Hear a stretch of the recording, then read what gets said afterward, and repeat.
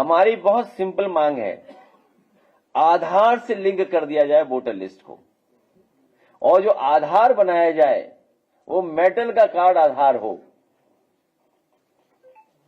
आधार तो नहीं है डुप्लीकेट, क्या आधार भी डुप्लीकेट है?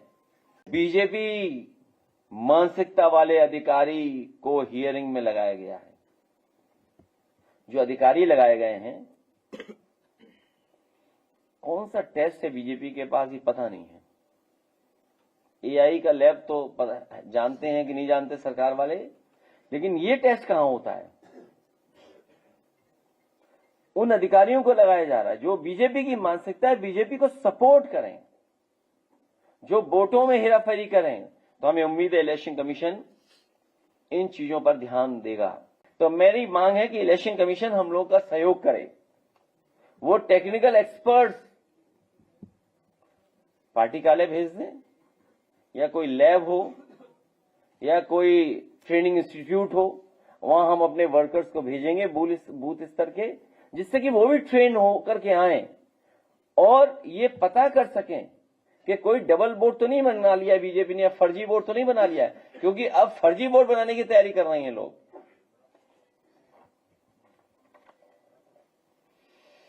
अब सुनने में आया है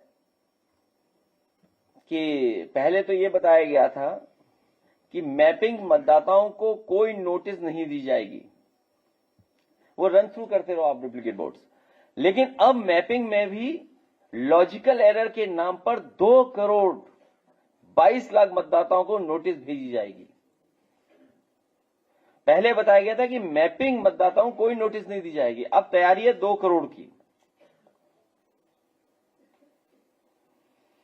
तो कुल मिलाकर जो नोटिस जाने वाली है वो 3,26,00,000 मतदाताओं को नोटिस भेजी जाएगी।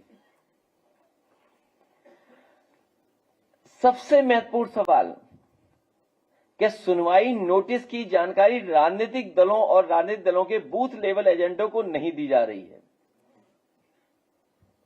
सुनवाई कब होगी, कैसे होगी, उसकी कोई जानकारी बीएलए को नहीं दी जा रही है, पॉलिटिकल पार्टी के एजेंट को।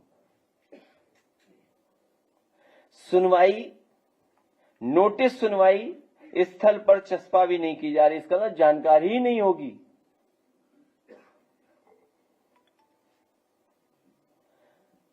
बीएलओ जो सरकारी कर्मचारी हैं, सरकार के दबाव में काम करते हैं, जाति के आधार पर पोस्ट होते हैं, सुनवाई के समय मौजूद रहेंगे, लेकिन राजनीतिक दलों के बीएलए मौजूद नहीं रहेंगे। आप पहले तो कह रहे थे कि बीएलओ बीएलए दोनों मिलकर के काम करेंगे, जिससे कोई अगर कमी है तो किसी भी पॉलिटिकल पार्टी का बीएलए उस समय मदद कर सकता है बीएलओ की, और बीएलओ भी मदद ले सकता है बीएलए की। लेकिन अब क्या कर रहे हैं आप? बीएलओ को तो बुला रहे हैं, लेकिन बीएलए को नहीं बुला रहे हैं आप। सुनवाई के बाद फैसले की जानकारी मतदाता को नहीं दी जा रही है, और सुनवाई स्थल पर चस्पा भी नहीं की जा रही है। भाई, आप सुनवाई और आपस में क्या तय कर रहे हैं आप? इसका मतलब कोई बहुत बड़े पैमाने पे मैनिपुलेशन करने की तैयारी चल रही है। तो हमारी मांग है कि समाजवादी पार्टी के हम अपनी टेक्निकल टीम को इलेक्शन कमीशन से कहेंगे कि उन्हें भी समझाइए कि आखिरकार ये क्या हो रहा है, वोटर लिस्ट में कैसे क्या कर रहे हैं। एसआईआर लगातार और एसआईआर से जुड़ी हुई खबरें लगातार हम लोगों को सुनने को मिल रही हैं। एसआईआर का जो मूल मकसद था, और जो हम लोगों ने पहले दिन जब अनाउंस हुआ है एसआईआर, जो प्रेस कॉन्फ्रेंस की गई, वो यही कहा गया था कि एसआईआर के बाद वोटर लिस्ट में कोई भी कमी नहीं छूटेगी। 4 नवंबर 2025 को एसआईआर की घोषणा के समय मतदाता सूची को शुद्ध, समावेशी बनाने की बात कही गई थी, और इधर हम लोगों को देखने को मिला कि जो टर्म्स यूज कर रहा था इलेक्शन कमीशन के, मैपिंग या टेक्नोलॉजी का सहारा लेकर के, वो वोटर लिस्ट को एकदम ठीक बनाएंगे और कोई भी वोटर छूटेगा नहीं।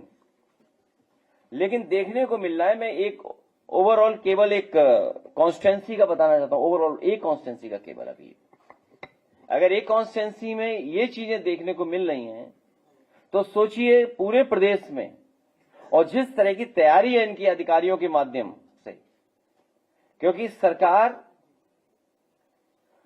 अधिकारियों से मिलकर के, और क्योंकि इलेक्शन कमीशन भी निष्पक्ष नहीं है, जो कॉन्स्टिट्यूशनल बॉडी है उसकी जिम्मेदारी बनती है कि इस समय पर जहां भेदभाव हो रहा हो, जहां कई बार ऐसी घटनाएं मिल रही जहां पर सरकार अपनी मनमर्जी से काम करा लेती है, और फिर जब बाई इलेक्शन में हम लोगों ने देखा था कि पूरा का पूरा बाई इलेक्शन में वोट लूटा गया था।